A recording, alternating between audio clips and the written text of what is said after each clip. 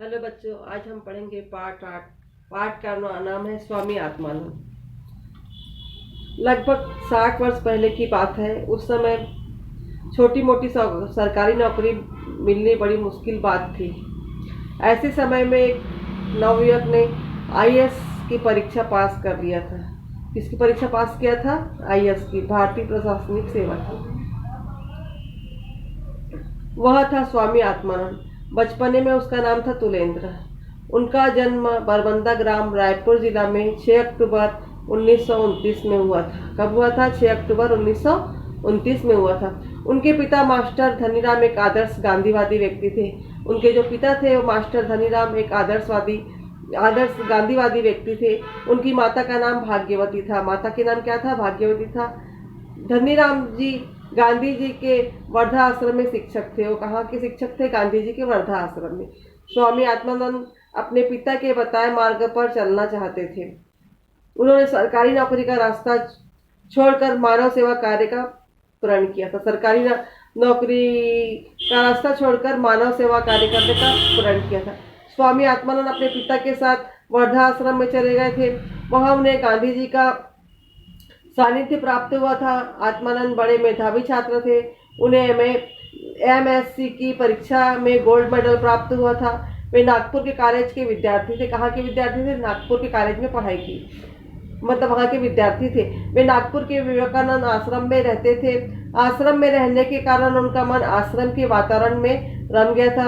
वे आगे चलकर मानव सेवा का कार्य करना चाहते थे। स्वामी विवेकानंद के जीवन आदर्शों से प्रभावित होकर उन्होंने भी अपना घर बार छोड़कर नागपुर आश्रम में आ गए और उनका नामकरण हुआ। ब्रह्मचारी तेज चैतन्य रामकृष्ण मिशन में रहकर उन्होंने अपनी मानव सेवा का कार्य किया। वहां से बड़े तीर्थ और पहाड़ पर जाकर संतों के प्रवचन सुने। वहां से वे बड़े तीर्थ में जाकर वो संतों के प्रवचन सुने, उनके पास रहकर ज्ञान प्राप्त किया। स्वामी विवेकानंद ने रायपुर में 2 वर्ष रहकर वहां सेवा कार्य किया। यह वर्ष विवेकानंद शताब्दी वर्ष के रूप में मनाया गया। सन 1960 में तेज चैतन्य संन्यास लेकर स्वामी आत्मानंद बन गए। वो क्या बने? स्वामी आत्मानंद बन गए। उन्होंने रायपुर में विवेकानंद आश्रम की स्थापना की। आश्रम में गरीब बच्चे पढ़ लिख कर बड़े बड़े पद तक पहुंचे। स्वामी आत्मानंद ने नारायणपुर बस्तर में आश्रम बनवाया था। कहाँ बनवाया था? नारायणपुर बस्तर में। वहां बड़े बड़े स्कूल बनवाए। आदिवासी बच्चों को पढ़ाना शुरू किया। स्वामी आत्मानंद जी ने छत्तीसगढ़ की महिमा का बखान प्रवचन के रूप में अनेक स्थानों में किया। अकाल के समय तालाबों का पुनरुद्धार किया। गरीब किसानों की आर्थिक मदद की।